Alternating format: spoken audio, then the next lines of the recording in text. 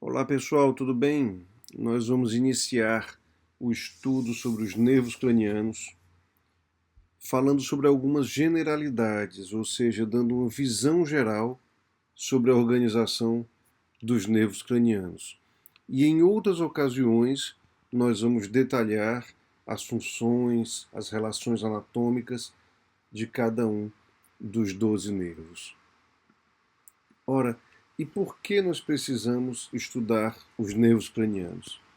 Para ter uma compreensão global sobre o sistema nervoso central, visto que várias funções cerebrais são manifestadas por meio dos nervos cranianos. Compreender também a relação do ser humano com o ambiente e com os seus semelhantes. Boa parte da nossa relação com o mundo, com as outras pessoas, com os seres vivos, se dá pela captação de sinais, de sensibilidades pelos nervos cranianos e também pela expressão, pela eferência de ordens vindas do cérebro por meio também de nervos cranianos. Na área de saúde, eles têm grande utilidade na elaboração de diagnósticos. A semiologia que envolve os nervos cranianos é muito rica. Muitos sinais clínicos derivam do conhecimento sobre os nervos cranianos. E eles estão envolvidos em doenças de alta prevalência e morbidade. Ou seja, são muito fortes as razões para que nós possamos estudar os nervos cranianos. Além da aplicação na área da saúde, à medida que nós vamos estudando esse assunto, nós entendemos como acontecem diversos fenômenos fisiológicos do ser humano. Nós entendemos, por exemplo, ao estudar o nervo óptico e as vias visuais, como é que nós somos capazes de enxergar uma paisagem como essa, a pedra furada na praia de Jericoacoara. Como é que nós somos capazes de sentir um olfato, um cheiro agradável e que isso influi de maneira decisiva nas nossas emoções. Como é que temos a capacidade de sentir o sabor dos alimentos, seja ele agradável ou não? Como é que nós manifestamos emoções que são processadas no sistema nervoso central? Então, o conhecimento sobre estes nervos também nos permite conhecer como é o funcionamento do nosso próprio organismo. Existem muitos detalhes sobre cada nervo em particular, mas eu proporia esse esquema geral que pode orientar o que é mais importante conhecer de cada nervo. A origem de cada nervo se dá geralmente em um núcleo no tronco cerebral. Vamos lembrar a definição de núcleo: um aglomerado de corpos de neurônios situado em meio à substância branca. Então, os nervos cranianos estão associados a núcleos no tronco cerebral. Vamos tomar como exemplo inicialmente um nervo craniano motor. Do núcleo do nervo craniano saem fibras da sua origem real. Ao brotar do tronco cerebral, aparece a origem aparente do nervo, é onde ele brota do tronco cerebral, origem aparente, porque a origem real é onde? No núcleo. Então, a partir da origem aparente, o nervo descreve trajeto, um trajeto relacionando-se a algumas estruturas intracranianas. Ora, o nervo precisa sair do crânio para exercer a sua ação em um alvo à distância. E ele sai do crânio por meio de um forame. O que é forame? É um orifício. No caso do crânio, algum orifício na base do crânio. E ao sair do crânio pelo forame, o nervo se dirige finalmente ao órgão efetuador. Por exemplo, o nervo hipoglosso, 12º nervo, tem o seu núcleo no tronco, tem a sua origem aparente no bulbo, vai descrever um trajeto curto até sair pelo forame chamado canal do hipoglosso, e o efetuador, o órgão-alvo efetuador, é a língua. O nervo hipoglosso provê a motricidade da língua. Muito bem. No caso de um nervo craniano sensitivo, basta mudar o sentido da seta. A informação, ou seja, o impulso nervoso, sairá do órgão receptor, o nervo entrará no compartimento intracraniano por um forame, descreverá um trajeto e terminará no tronco cerebral em um núcleo. E há ainda alguns nervos que são mistos, têm função tanto motora como sensitiva, exemplo do trigêmeo. Então são 12 nervos, assim como eram os 12 discípulos de Jesus Cristo, como eram 12 estrelas na cabeça da mulher que aparece no Apocalipse, 12 portas de Jerusalém. Esse número 12 parece que é um número meio cabalístico, não é isso? E quais são os nossos 12 nervos cranianos? 12 pares, um de cada lado. Nervo olfatório relacionado ao sentido do olfato. Nervo óptico relacionado ao sentido da visão.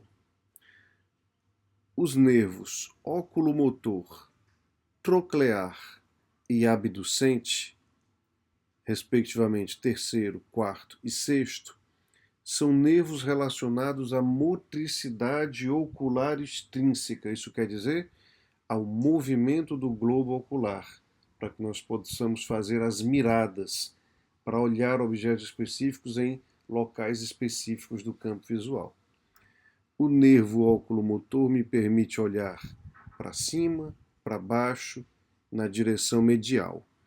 O nervo troclear inerva o músculo oblíquo superior, me permite olhar para baixo e internamente. E o sexto nervo, nervo abducente, inerva o músculo reto lateral, me permite olhar lateralmente.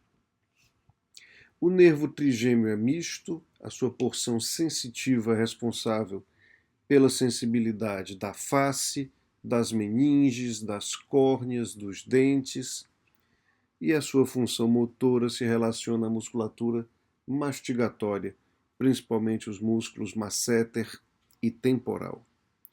Sétimo nervo facial, o principal nervo motor da face, motricidade da face, mímica facial, as expressões faciais são possíveis devido ao nervo facial.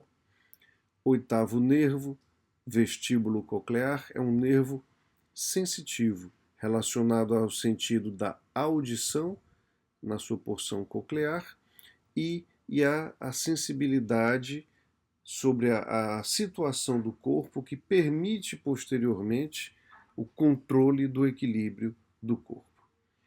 Nervo glossofaríngeo, nono nervo, responsável por é misto, função tanto sensitiva da laringe e da faringe, como alguma função motora nessas regiões também.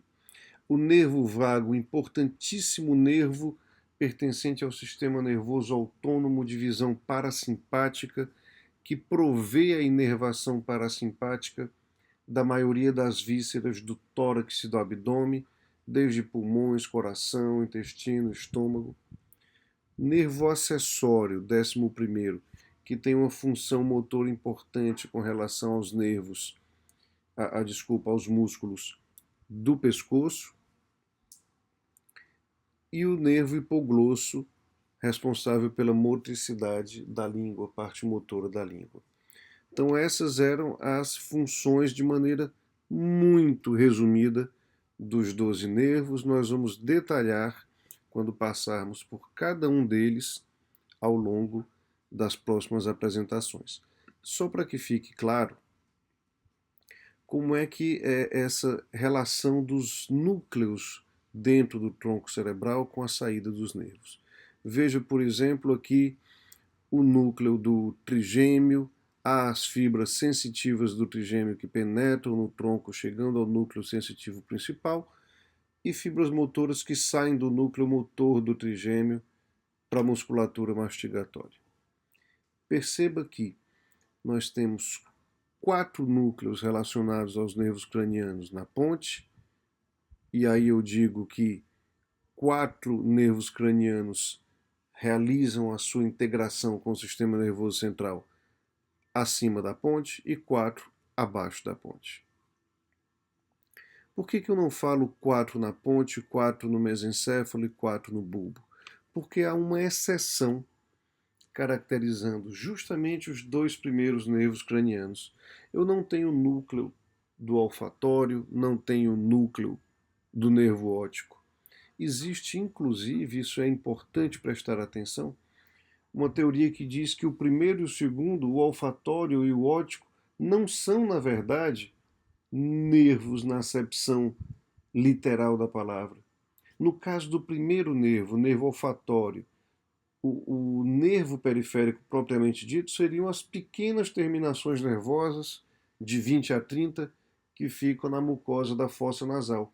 E aquilo que nós enxergamos como, entre aspas, o nervo olfatório na macroscopia, na verdade, é o trato olfatório, que é um brotamento do diencéfalo.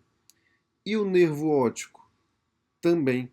Ele não tem características de nervo periférico, assim como os nervos cranianos do terceiro ao 12º. Então ele seria mais um brotamento do diencéfalo do que um nervo propriamente dito. Então quer dizer que o primeiro e o segundo nós não vamos chamar de nervos cranianos. Vamos sim. Por tradição, por organização do pensamento, eles continuam sendo chamados nervos cranianos, do primeiro ao 12º, só que a gente conhecendo que existem essas exceções quando falamos do olfatório e do óptico. Não tem, então, núcleo do olfatório nem núcleo do óptico no mesencéfalo, tem sim núcleo do quarto, núcleo do terceiro, na ponte os núcleos relacionados ao quinto, sexto, sétimo, oitavo, e no bulbo os núcleos relacionados ao nono, 11º e 12º. A relação do primeiro e do segundo, do olfatório e do óptico, com o sistema nervoso central, nós vamos ver mais detalhadamente nas próximas apresentações. Nós já comentamos da origem aparente dos nervos cranianos, e a partir daí eles vão descrever trajetos específicos. Então, você percebeu que a origem real dos nervos é nos núcleos dentro do tronco, mas a origem aparente se dá na superfície do tronco cerebral. Por exemplo, a origem aparente do terceiro nervo na fossa interpeduncular no mesencéfalo. A origem aparente do quinto nervo, o nervo trigêmeo, na ponte em seu aspecto lateral próximo ao pedúnculo cerebelar médio. E assim por diante. Nós vamos detalhar isso ao longo das próximas apresentações, mas cada nervo vai descrever um trajeto específico. Um trajeto específico até o forame correspondente, por onde cada nervo vai deixar o compartimento intracraniano na direção do seu órgão efetuador ou do seu órgão receptor. Haverá forames que servem a mais de um nervo craniano e haverá nervos cranianos que se dividem e deixarão o crânio por mais de um forame. Por exemplo, o nervo hipoglosso, um dos nervos mais simples, vai deixar o crânio por meio do canal do hipoglosso. Está aqui o forame dele na base do crânio. Essa ilustração aqui também mostra os forames da base do crânio, por onde os nervos deixarão o compartimento intracraniano a fim de chegar aos seus órgãos efetuadores. Ou no caso dos nervos sensitivos, onde eles adentrarão a cavidade intracraniana para chegar até o tronco e os respectivos núcleos. E, finalmente, após ter a sua origem real nos núcleos, origem aparente brotando do tronco, descrever o trajeto, sair pelo forame ou adentrar, dependendo se é motor ou sensitivo, os nervos cranianos chegarão aos seus alvos ou receptores. Por exemplo, o nervo olfatório será, o receptor será as pequenas terminações nervosas na mucosa nasal da fossa nasal, onde será apurado o sentido do olfato. No caso do nervo óptico, o órgão receptor é a retina. No caso do nervo facial, o órgão efetuador são os músculos da face, a musculatura da face que vai possibilitar as expressões faciais.